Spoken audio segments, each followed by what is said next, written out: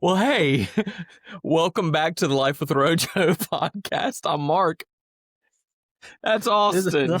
And this is Life with Rojo. So today I have such a headache too. I can't laugh. It hurts. But we have a fun guest on, man. Like if you're into comedy, if you're into yo-yoing, yes, and if you're into youth ministry, this dude does it all. So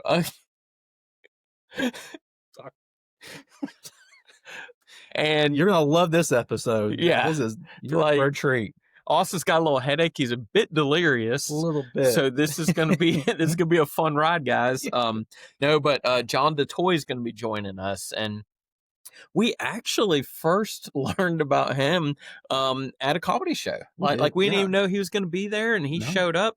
And dude is awesome, man. I've been talking back and forth with him and looking at a lot of his different things, and I feel like a good youth pastor is pretty close to a good comedian. You have to be a comedian to be a pastor, in my opinion. And I think to be a youth pastor, you gotta be able to do something cool. Oh yeah. And so like the yo-yo thing, and he was like yo-yo champ, like not even just like regular yo-yoer. And also what's really cool is his wife is also a comedian because she was on the same lineup. So that was pretty cool, which I'm sure we'll probably talk a little bit about that. Yeah, I'm excited about that because I wonder if they think each other's funny. Or if they're like, oh my gosh, I'm tired of his jokes, or I'm tired of hers. Yeah. Like, don't do that one again. That one failed. Right. But you guys just get ready. We're going to have a good time and get excited. Yeah. Let's go to the intro. Do. I'm sorry. I couldn't stop. It didn't click till that was like milliseconds after. Mark, buddy, it's all right. Here, take my sleeve. Why is it zooming in on me?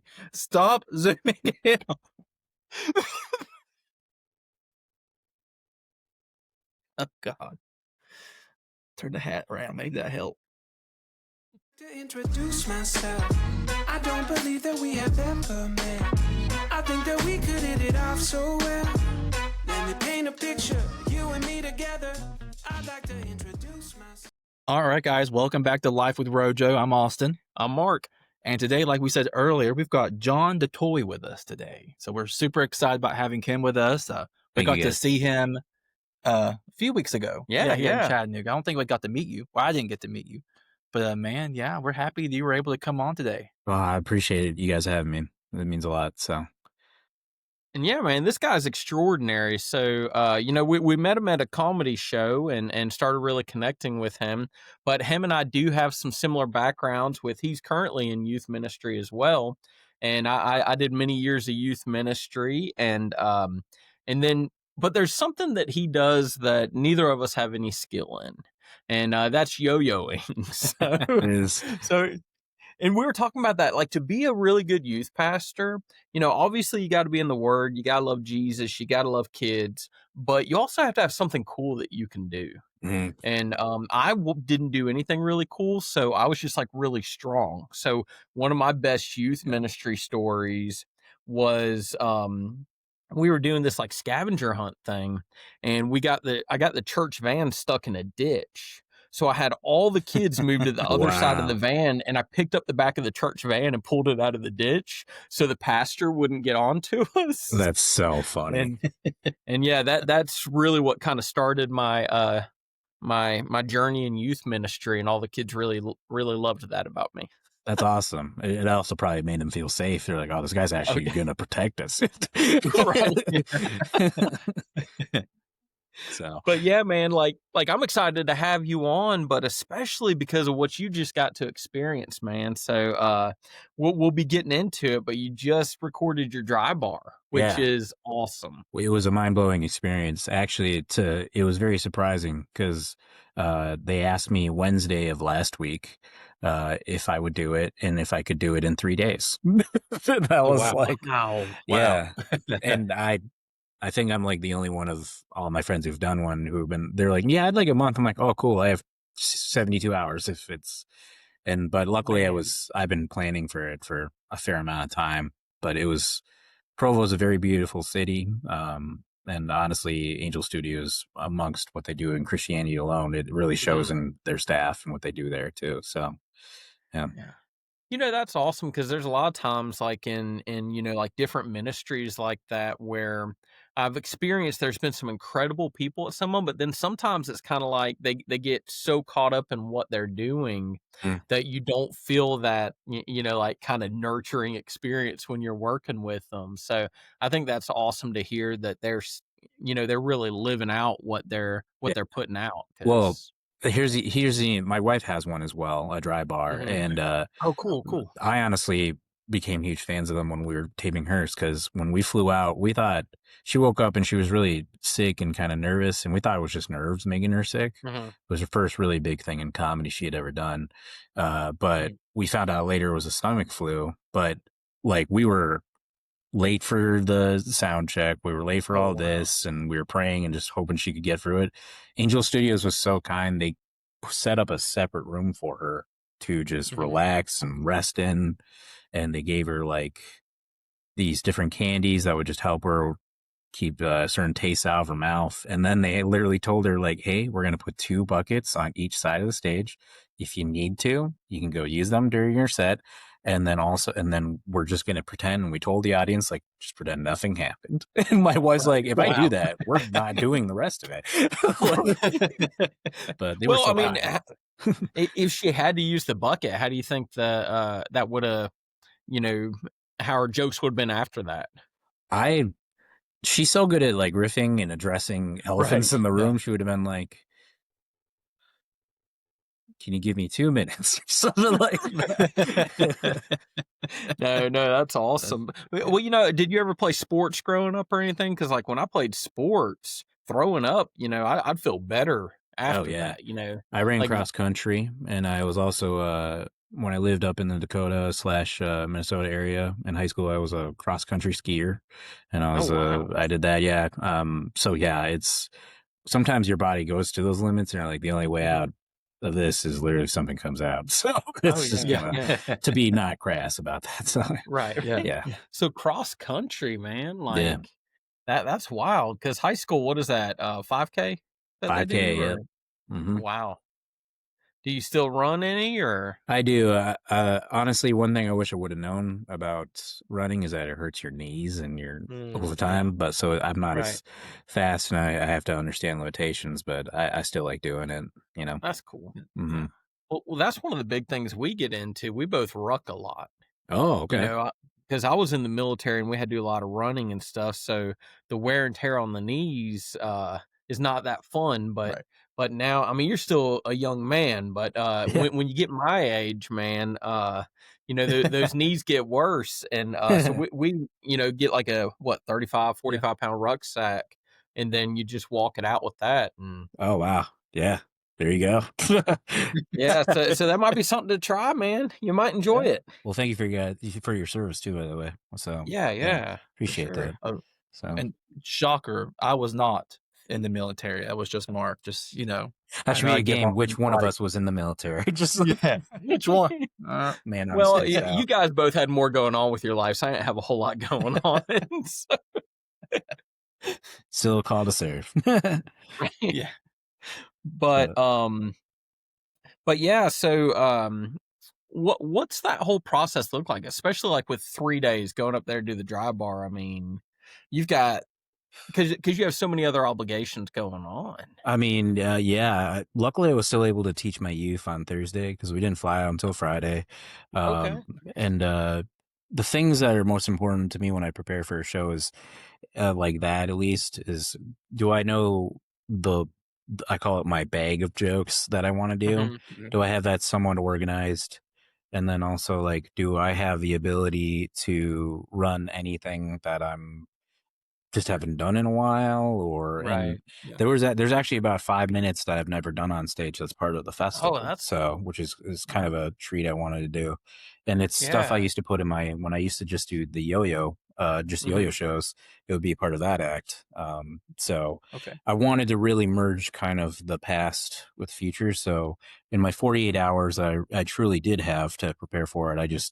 I went to every open mic that I could, which was only actually like 2 at the time. So And yeah, I just ran a bunch of yo-yo jokes. Well, Well, it worked out for you, man. yeah, yeah, Yeah, that's it was great. awesome, man.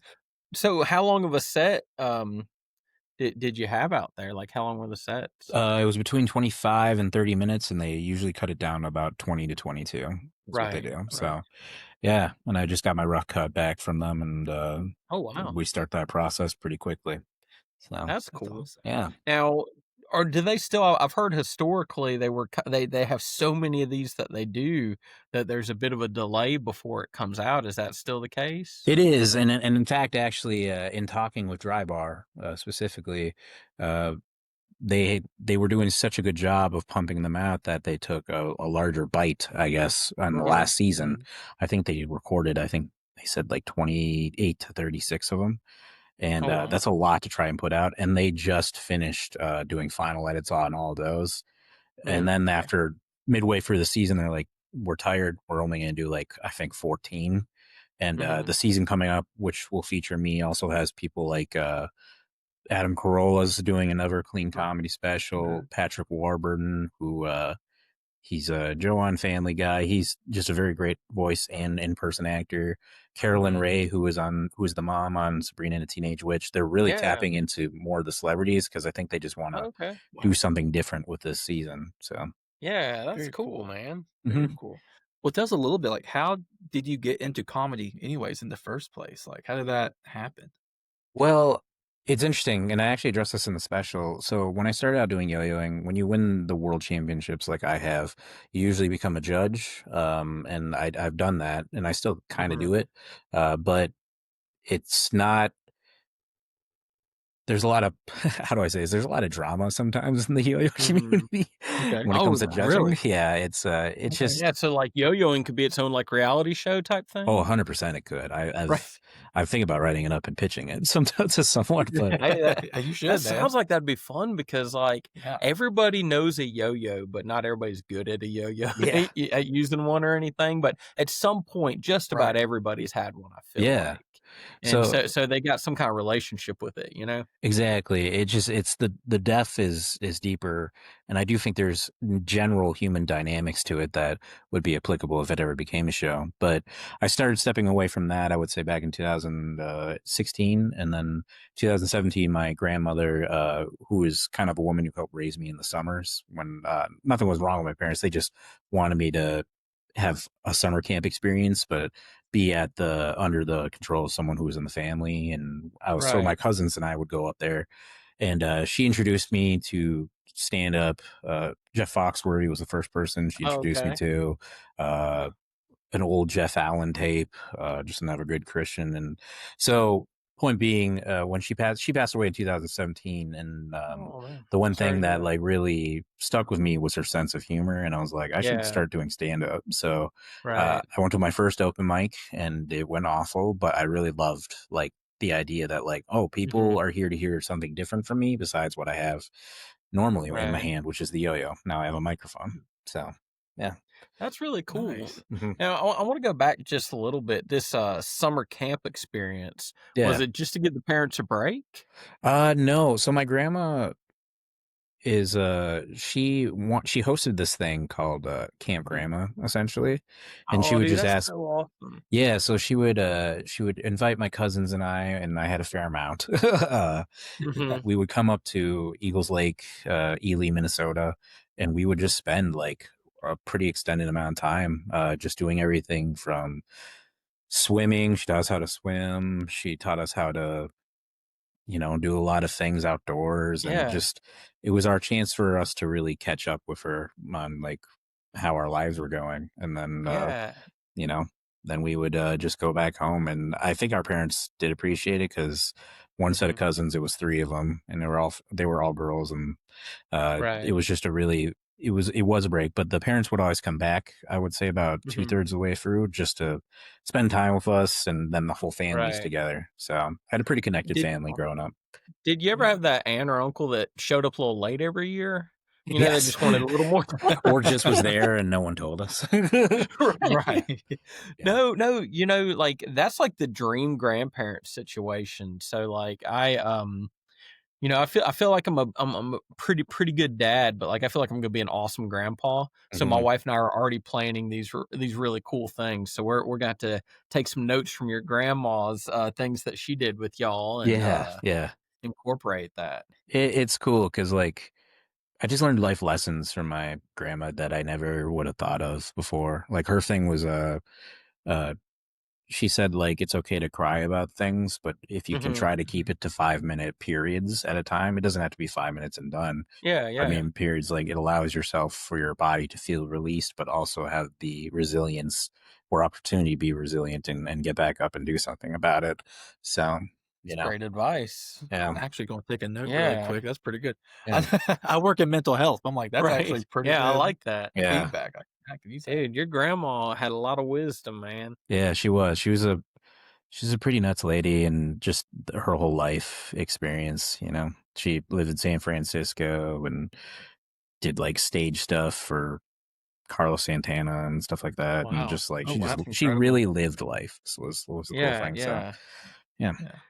Well, I want my kids to be able to have some of that experience, so I might send them over to Uncle John's for the summer in their youth group age, nice. so, they could have a camp experience with you guys. Yeah, that'd be great. I mean, my wife and I love children. Honestly, my wife's really good, especially with children of younger ages. But she has really gotten to learn how to be around teens and stuff too, which has been nice. So, That's awesome, man. Yeah. So you said you started stand up 2017, yep, correct? yep. 2018. So Yeah. about 8 years ago now. So on Okay. the dot. And I'm not gonna lie to you, I wasn't really proclaimed strongly in my faith, so I started off in a way that most comedians do, just do what's easy, and what's easy Yeah. is what's dark and blue and all that Mhm. other, in my opinion now, not the stuff that I want to portray when I'm on stage. And my wife was the Right. same too. But Oh, then we noticed that people settled more like with their body language if you were just going up there talking about like how are you guys like doing emotionally? Like I'm just like being more real with them. So yeah. yeah. Well, guys like you that come out and do a completely clean set, like it's amazing because, even though Austin and I are clean guys, there's sometimes where a joke or something, when we're just talking, like would be something we wouldn't put on the podcast. Yeah, It's yeah, like, yeah. oh, that might upset somebody or hurt somebody's feelings or something, so we don't want to say that. And it's like, even for us on this, like trying to make sure everything's really clean. I can only imagine the Oh, yeah. difficulty of doing that, as a comedian. Because, I mean, there were things that I said as a youth pastor that would be a joke with the kids that I probably wouldn't say on here, Oh, yeah. like, I know what you mean. I tell Paula some of the stories these kids tell me, and like it's not something I would probably bring on stage, and it's nothing even like right. on the line. It's just not like Yeah, yeah. you don't think adults Yeah. want to hear about that stuff. Right. Right, Right. right. Right. Yeah. So did you like in 2017, did you kind of jump deep in the pool and start just doing like stand up like Yeah. full time, or did you baby I step? wasn't doing it full time, but I was basically taking any stage time. I drive 7 hours away from Fargo to Minot, North Dakota, to do a random bar gig. I was just that hungry for it. And it was like that for about 3 years until my friends and I, who had started together, really got together, and we tried to hone in on what were actual opportunities versus Mhm. opportunities of just simple opportunity. So we started going to Minneapolis, Minnesota quite a bit on the Okay. weekends, and uh, then the pandemic happened in the middle of all this, and uh, we were trying to figure out how do we keep this going, and we helped our local club, and we got stronger during COVID because we were Wow.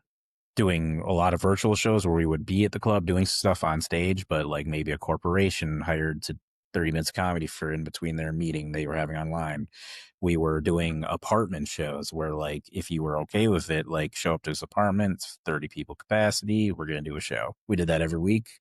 uh, and Wow. uh, and it's also just a time where I realized, like, when everything was taken away from me, Mhm. what can I use what I still have to make the most of the situation? And at the end of COVID is actually when I had a little bit of I had a stroke. I was only 27 years old.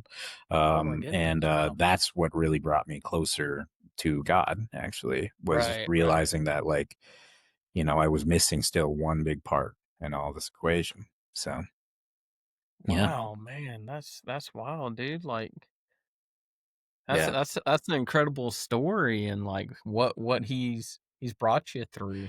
Yeah. I just, so the shorter version is that, like, I was at a work thing, and then, like, I was slurring speech, and then I got brought to the hospital. And the reason it happened is because I'm adopted. I don't have any medical records, and I was on one blood pressure medication, but over time it needed it to be more. It just wasn't being monitored. Something made it fly off the handle, and that happened. And because it was COVID, hospitals had very tight restrictions that no one could visit you really at all. Unless they were vaccinated. And my girlfriend at the time was not vaccinated, so she couldn't visit me. And they also removed everything from the room that they didn't deem medically necessary. And the only thing that was left was just all the equipment that I needed to be hooked up to, and a table. And I searched, like, the table when I could move my arms a little bit more, and they still left the Bible in there. And I just opened it up for the first time, and it was it was a verse for Corinthians that he who believes is a new creation, you know. And that just kind of put that thing in my head, be like, you know, I'm in this kind of weird situation, unfortunate one, but it's also grace. He could have just taken me out of the world entirely if he wanted to. So, and I decided to surrender that day completely. Wow, dude, that's awesome. Yeah, you know, it's funny because, like, one of the things I feel like with guys is I feel like we've got to have that big moment that's like our grow up moment, you know. And a lot of times it's growing up as a man, but it's also growing up in faith and everything. My wife and I talk about a lot. On my last deployment, I got injured. And when I was blown up, and when I got blown up, you know, that really changed everything for me. Wow. And got a lot closer in my faith. And you know, in the day before, like, I was already leading Bible studies and stuff, but this just like took it to a whole different level, like where I went from really being a person that knew scripture and loved being around people to, like, just all in, you know? And that's one thing I love that you say that, because I feel like we'll continue to have moments like that you just feel like your strength gets even stronger throughout life, as long as it is. So yeah. Well, my next question, I was going to ask, like, did you grow up in the church or have, like, any type of background? Or I was did. It, like... I grew up. I actually have a very complex church history. So I was baptized in Lutheran faith, and then my parents were, I guess the word is now, church shopping. And then we went to a Presbyterian for about a couple of years, went back to Lutheranism, where I was confirmed. But I liked the people who confirmed me, but when it came to leadership of the church, and sometimes this happens in churches, the pastor, a lot of his sermons were based upon what was going on in his life and not pertaining to the general experience of a Christian. So there were sermons about him going through his divorce at the time, and I just felt that, like, that took me. Unfortunately, I allowed that to take me out of the spiritual world, because I think subconsciously I had said, like, oh, even at the top, like, it's a self-interest thing. So, and then I actually, I met a girl, and then I tried being a Jehovah's Witness, so I was even doing considerable heretics, and but that didn't work out very quickly. And that must have been a wild ride. It was a very wild ride to go from, like, happy birthday, be like, birthdays don't exist. So, like, right. I wasn't going to say it, but like, first off, Lutherans, from what I know, they're party animals. Yeah, and then you go from that to it was no party. It's a strict way of life, for sure. It's obedience, I think, almost abused sometimes. But And then I met a woman in college, and I was an inquirer in the Catholic faith for a very long time. But in the North, it is very different that I've learned because I've met Catholic people in the South. It just was it was a different culture. The churches that I was going to were more oriented and more interested in numbers and recruitment than they were in spirituality and faith. And then when we moved here to Nashville, I met a pastor, just went to this random church by Paula and I's house, and he just was so on fire for the Lord that it just like it shook both of us in a great way. And we're like, okay, this is it. Let's do it. So, yeah. Dude, that's awesome. Mm-hmm. So I have a lot of experience with a lot of denominations too. Like growing up, I grew up in Catholic church, and then we went straight from that to like Pentecostal, Oh, and that was quite a shift. And then like Methodist, and then back Church of God, and then Baptist, and now, man, we're not like part of a denomination, but we actually like keep like the biblical feast days and everything. Oh, okay. Yeah. So it's pretty cool, man. But we've been on this kind of journey too, and Austin, he's been a lot of Church of God in his life. Yeah, my parents were Pentecostal pastors, so Oh, wow. yeah, one could say I have been trained to be a comedian one day from all the stuff I've seen. But I bet, yeah. My friend's but I Church of wanted God, to- and he has a great joke about it. It's about going to visit his I'm sure. girlfriend's Baptist church and seeing like a drum set and like a guitar, and he's trying to worship, and she's like, "Why are you facing the other way?" He's like, I just I don't want to give the Lord 3 more reasons I'm going to hell. He's counting all the instruments on stage. I've got some jokes like that. We'll share it afterwards. No, It's very funny. So I wanted to know, with your experience with all these different denominations, if you had to build like an Olympic team, what 3 denominations are you pulling from? Right. I would pull from Baptist because I think there are a lot of really great Baptist apologetics out there. I mean, like if I have a person to represent, Gary Hamrick out of Cornerstone, by DC, he's a great Baptist because I just like that he provides a historical part of each book to give people context. No, I love that. And so we got our apologist. Yep. Now I want your athlete. My athlete. Yeah. Ooh. Which denomination are we pulling from? Honestly, probably the Catholics. There's a fair amount of football players who are Catholic, and dude, like I think on our list we had Catholics and Adventists because Adventists eat so healthy, right? And then the Catholics, they're getting up and down constantly. Yeah, so exactly. They're getting that exercise in. Yeah, I mean, say what you want to about him, but Tom Brady, he's doing a full tour right now on sermons and stuff in Catholic faith. So, right. I mean, and what about your bruiser? Like the guy that's going to be the security? Security.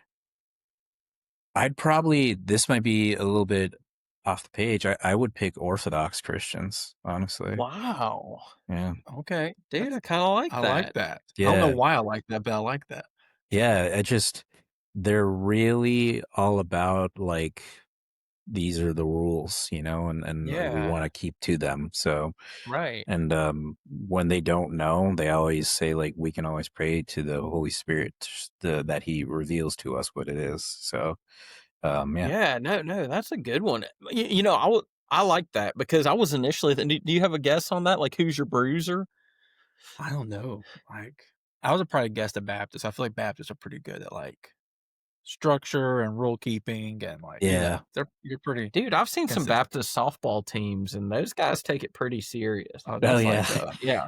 It's funny. It's funny to watch church softball leagues because I've been part of church softball leagues where like the players want to argue with the but then they forget they're representing their church. They're like, I hope that the Lord leads you to better calls. Well, we grew up, we had like 3 softball teams through our church growing up. It was a pretty big deal, especially in the summer. But I'm like, you go to the games, you hear some of these people talking. And I'm like, my mom at some points would like put her hands over my ears because people were so like heated. I'm right, right. like, I don't think this is not a church fellowship thing anymore. I think Yeah. we're And going home. it's interesting because you have co-ed, you have male, you have it's all that Yeah. other stuff. Yeah, they don't care. They don't, doesn't matter. Well, I was thinking about like a monk, like Catholic monks, man, because I grew up from like 5 miles from a monastery. And first off, these guys, like, man, they just like hanging out with a bunch of dudes all day long. You know, you can imagine there's there's some interesting things that go on, you know, and then they also made their own beer there. So it was just Whoa. like yeah. Wow.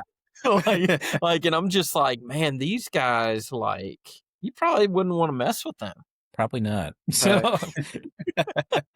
So let me ask you this, growing up, like you said, you have pretty diverse like church background, which is awesome, how you've kind of grown in your faith. How has your faith from the beginning to now like really influenced your like comedy acts and specials, and like do you pull from things you've seen I like from do. personal experience or like Yeah, I do, because like I have a joke about like Christian music and like how when you're a teenager, like I was a pretty angry teenager or sad teenager. So the joke is like I went to Christian hard rock concerts where the audience is full of guys mad at their dad but not the father. So it's like so yeah. so like I derived that because as a Lutheran, the church that we went to, there was always this really big rock concert at the Excel Energy Center, and it was everything from like pop, Christian music to there was rap on it, and then the last one was just like this it was Under Oath, which was an insane switch from the beginning of the show, and I was just being like, yeah, it is. But so I derived from that in my act. Second thing I've more recently I've been deriving from is honestly some of my kids and their crazy things they do, and I never reference them by name, but like they'll follow me on Instagram, and like I posted a clip that did pretty well, but one of the kids, because they wanted to be funny and they knew I was a comedian, was like, "You'll get him next time," is what he comments. And that comment got 3 times more likes than the actual video itself. So it was what made me upset. So I was like, but yeah, I don't know. No, that's the thing. Yeah. Go ahead. Sorry. That's the thing with kids, man. The things they say are hilarious. Like, I'm not in youth ministry anymore, but I actually teach a Bible class and to middle schoolers, and that's what I do for like my daytime job. Oh, nice. So I teach it at a school, and so it's pretty awesome, man. Like, but the things they say just crack me up, man. Oh yeah, and once they feel safe, they'll share those things, and that's something that is the most rewarding, is knowing that children can feel safe around you, because that's great. Yeah. But no, our kids are.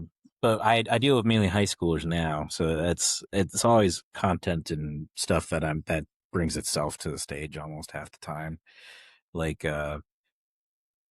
we had a youth retreat, and they asked all these things they could bring, and there were things I would never even think of saying, no, you cannot bring that. Of course you cannot bring that. I was like, yeah, no, firecrackers, fireworks, roadside fireworks. Just like, what if it's just a popper? I'm like, just no fireworks, guys. Like, this is like, but what if, and then like we made a word called like a safe word in case we're in a gas station and some adult makes them feel unsafe. We said like, say the word bananas. I'm like, what if I want to actually buy bananas in the gas station? Can I not say the word of it? And I was like, do you feel unsafe buying the bananas?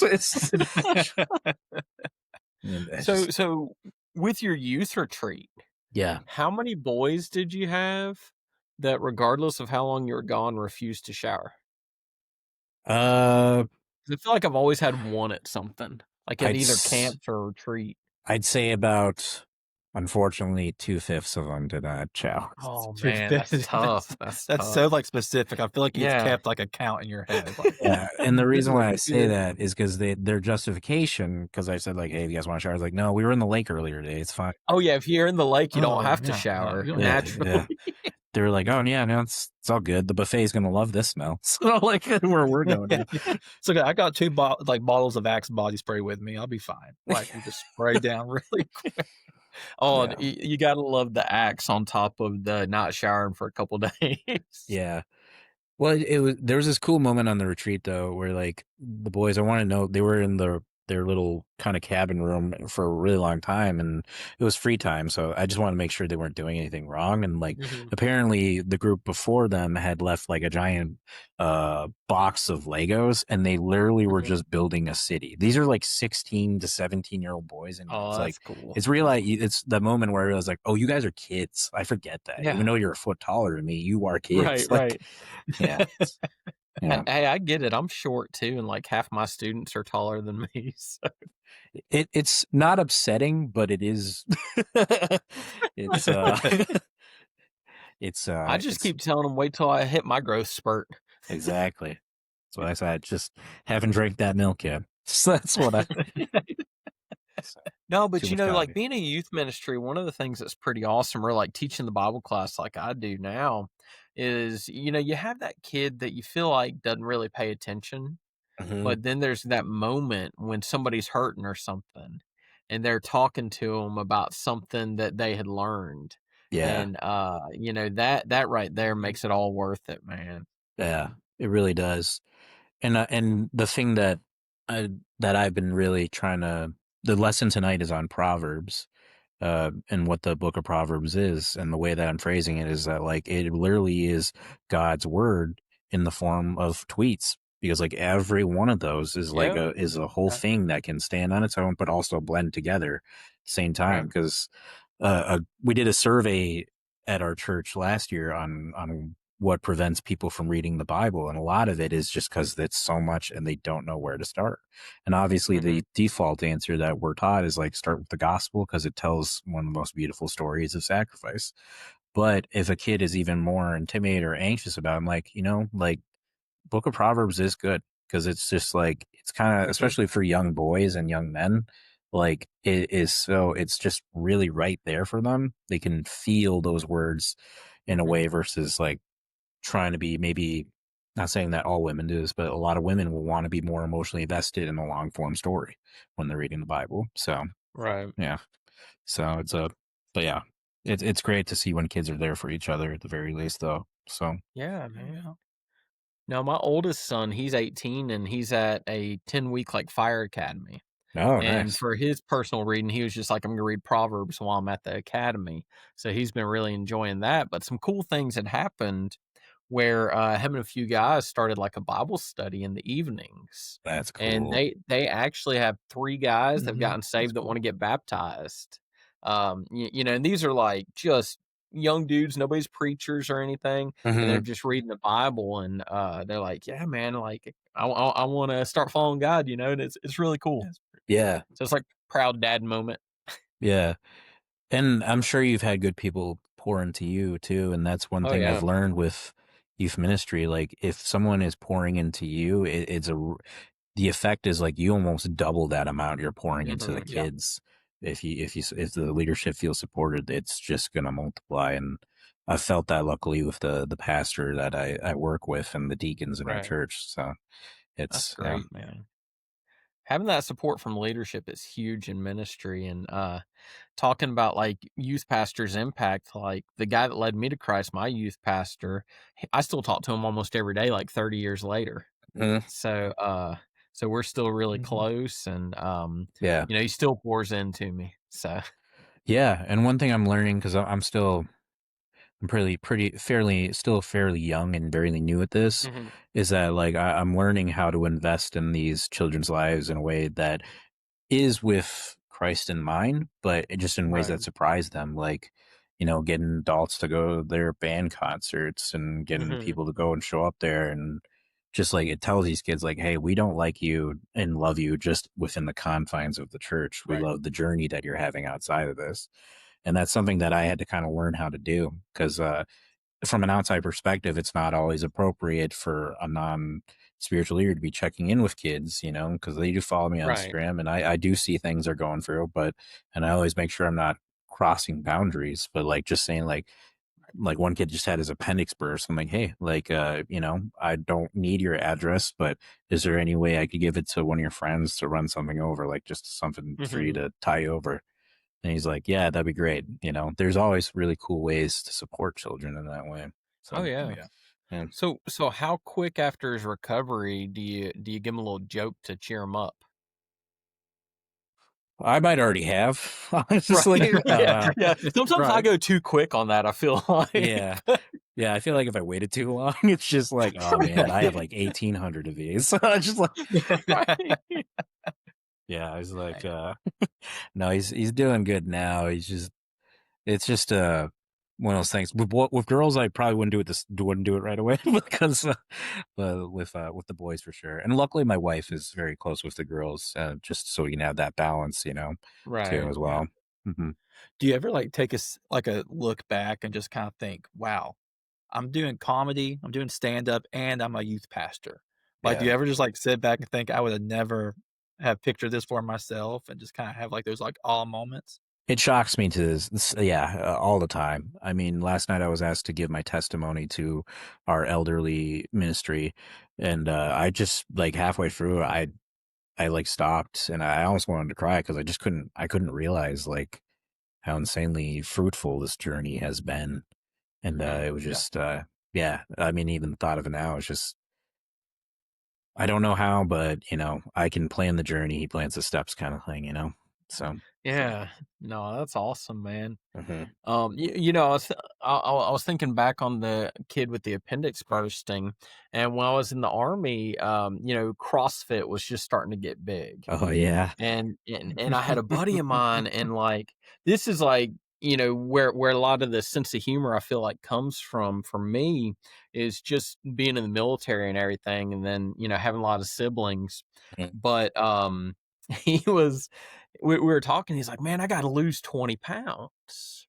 So, and I've never Yeah. seen somebody this witty, this quick. Like it was amazing. So I'm we laughing because I am actually anticipating the joke, by the way. I'm Right, not right. laughing So because so so that's so so we drive over this IED, right? And it just shreds the bottom of our truck. And my buddy loses his leg. And he looked at me and he started laughing. He goes, well, I lost my 20 pounds. that's so funny. And I was just like, dude, how do you come up with something Yep. that quick, And he Yeah. still jokes about it. Like he speaks at a lot of places, and that's like an opening joke that he That's uses. One so of the funny. Wow. What did you say in that? Like, yep, Oh, dude, I had no idea you what sure to did, say. buddy. Did you say like it might be more like 30? Considering that you're muscly 25, and in the 30, yeah. military. Yeah. Right. But no, it's one of those things, man, and that's one thing that gets me through life is just laughing. And Yeah. that's what got me really into it was only like I guess the past like 3 years Mhm. that I've started going to comedy shows because I've Yeah. started to find so much clean comedy and like I think it's awesome that so much of that's available right now, Yeah. Yeah. It's and yeah, it didn't used to be that way, that's for sure. So, no. yeah. Now, But did you have anybody in like the clean comedy world that kind of cling to you to kind of, just lead you along and help you through early on? I know you're connected with like a lot of the Nateland guys and stuff now, but yeah. I mean, the first clean comic I ever met that I really liked is a comic out of Minneapolis. His name is David Harris, and we related because he does magic in stand up. And oh, okay. and his whole thing that he said to me is like, do you want to share more of your comedy, or do you want to fit more of a box? And like I don't understand that. He's like, well, if you are blue and you have all these topics that can't air on television, stuff like that, like you're putting yourself literally in a box. Yeah. So like if you're doing clean comedy and the thing that will be great about it is like you can provide for yourself, number one, and not only that, you can provide relative experiences that people can share very happily in an office when they're Mhm. talking and when they're talking to their family, and it gives them things and perspectives that they can maybe apply to their life that won't spark debate but more so Yeah. provide happiness and laughter. So he was like the first person that really clung on to what I was doing because I think he saw what I was eventually going to gravitate towards. So he was the first one. And then when I actually, Dusty Slay was probably the second one. He didn't attach Mhm. to me, but he came through Fargo, and he was only a feature act at the time, and he featured for this comedian, but he was so good that they talked about him on the local radio. and he ended up selling the rest of the 5 shows to the rest of the weekend. And the Wow. booker was really aware of that, and like Dusty took a Greyhound bus from Nashville to Fargo, North Dakota. And Wow. I think the story goes, if I remember correctly, is like the booker, who is still a friend of mine, like handed him a plane ticket, be like, "You earned this. You are not getting on a bus to go back there." Right. You know. And then about 6 That's months cool. later, he was one of the biggest comics in the country. Yeah, so- yeah. Pretty cool. Yeah. I feel like that whole bus ride, he could have wrote his set. Oh, You yeah. know, like Oh, just things he yeah. experienced Oh, there. yeah. Yeah, I mean, a comedy crowd in a random place is basically a Greyhound bus crowd. So. Oh, yeah. For sure, for sure. Yeah. No, that's awesome. And you've got a big thing coming up with another magician, right? Like I think it's an event at your Yep. church. Yeah, I'm doing a fundraiser for our youth program, because our youth program pretty much has doubled, almost tripled in size over the last year. It's not in the hundreds, but we're a small church, so that growth still was a big shock to our budget, and we still have 5 months left of the year, almost 40 months left of the year. So I just wanted to provide an opportunity where, like, fundraising, where you're not just giving money, we're giving a service back. And Nate Bargatze's father, Stephen Bargatze, who is magician and comedian, he's going to be headlining the show, and then my wife's going to feature, and I'm going to host the show, since I'm the teen youth director. So yeah. No, that's going to be a great show. Yeah. We might need to try to get out in Nashville area Yeah, for it's that not too one. far from us. Let me know. I'd love to. Honestly, we got 10 free tickets that were donated. I'd love to give you guys 2 or 4, whatever you need. Just let me know. Man, it'd be fun to That go would be out fun. there and like, you know, we love seeing you and your wife, and then, you know, Steven, he seems like everybody's dad, like the nicest dad ever. You know, like I've heard him on Nateland a couple times, and it's just like he seems so nurturing and all. Well, Steven is the reason we moved down here. I mean, I say it's Nate, but it really was Steven. I took my wife to go see, she was just my girlfriend at the time. We went to Las Vegas to see Nate perform. And then there was this guy who was like maybe in his 60s, just walking around. He was talking to everybody, and he came up to us, and he was like, "Who are you like? Were you guys excited to see tickets?" And my wife said, "He's the best comedian out there right now, Nate Bargatze." He's like, "We flew all the way from North Dakota just to see him." And then this guy says, like, "That makes my heart explode, because that's my son. I'm Stephen Bargatze." Wow. And then he opened for him, and it was just like, wow, you know. That's really cool. Yeah, so cool. What's it like, you know, your wife also being a comedian, like in the home? Like, do you guys like rip off each other all the time, or do you just like have a rule? We Some don't make people fun of think each that it's other? laughing all the time. It just means that marriage arguments are now comedy related. So Right, it's, but it Do- is so nice though. Yeah. Yeah. Do you ever find yourself like in an argument, like, hey, hold that thought, and you grab your notebook to write the joke down or something? Oh, so you don't 100%. I do. Yeah. So, I mean, I did, it's in the special, but we were coming home from a show we were both on, and Paula, it didn't do very well, and I did pretty good. And then I made the marriage mistake of, she was like, "That crowd was awful." And I wasn't thinking, I just said, "I thought they were pretty good, if I'm being honest." So she's like, "Well, I guess you know your crowd." And I was like, "Well, I didn't. Okay." I should have, yeah. Then, you know, but it has its challenges, but if anything, it's so fruitful, because she never has to wonder if there's other things, like shady things going on the road, because she's experiencing them herself too, as well, in her own journey at the very least. So yeah. And she's such a woman of God. Like, we both actually were talking about, like, if this thing starts carrying even further, where we can bring more of our own openers on the road, what does that look like? And we both were like, I honestly think we should bring like a preacher out on the road if we ever got that big to open the show. Cause like, I don't think that's ever been done before. Yeah, you know? that'd be unique. Just do like That'd a be quick awesome. 2-minute, 3-minute prayer, and then like bring out the MC. So yeah, let people know. No, that's cool, man. Yeah. Like I think that's awesome, because you know, doing ministry together with your spouse is a ton of fun, and then being able to you know, really run in the same comedy circles too. Mm-hmm. Yeah, I mean, my wife is just she was an answer to a lot of prayers, you know.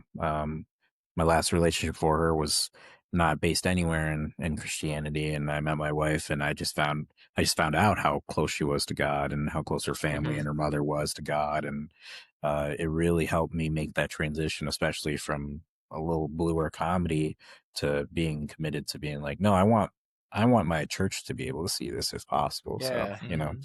yeah. Yeah.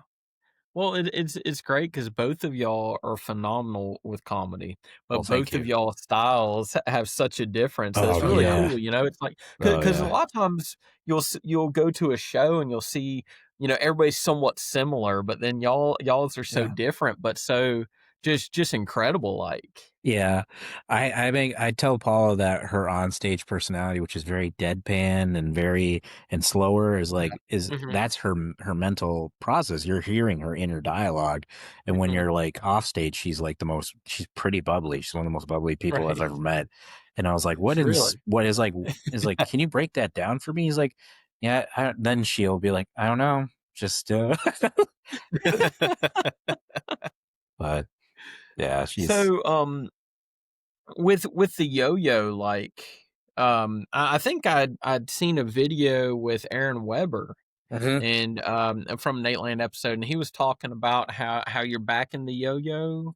I am. For a while, I exited out of the yo-yo community because I really just had to kind of figure out where my place was, Mhm, uh, with myself, honestly. But I never mhm. stopped yo-yoing.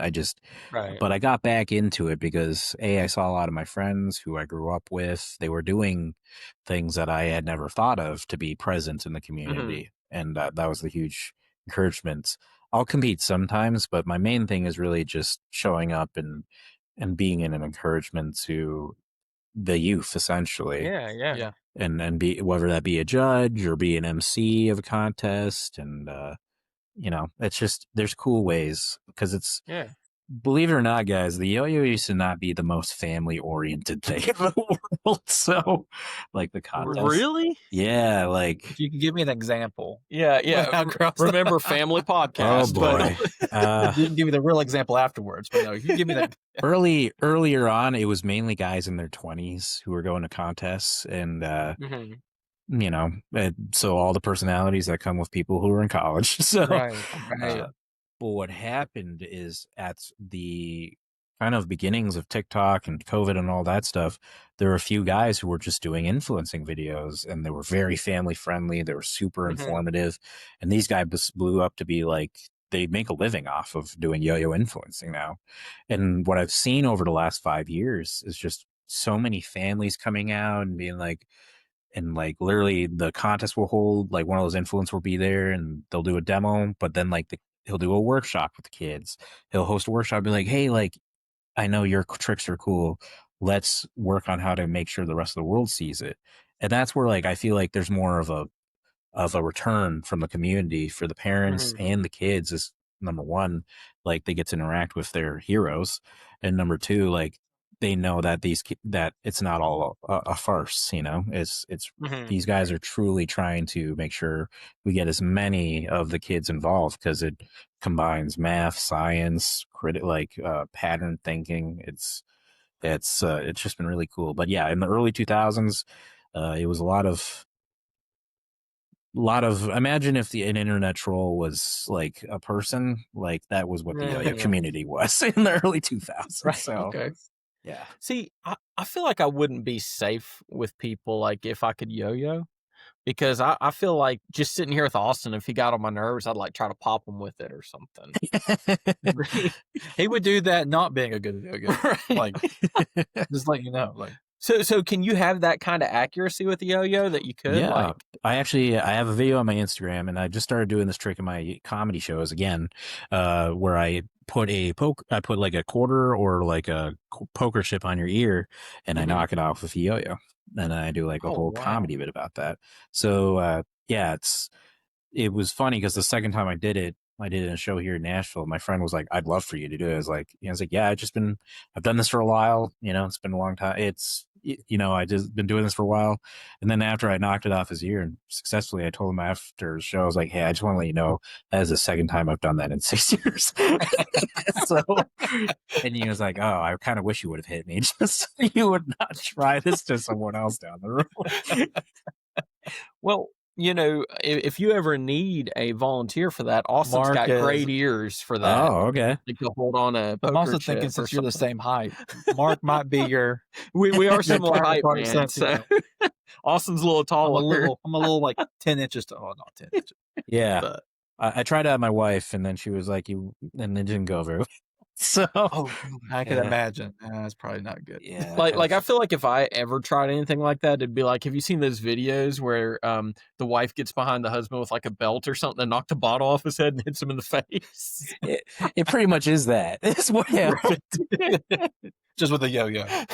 And she was like, oh, no, where do you want to go for dinner tonight? It's kind of like... He's got like a black eye or something. Yeah.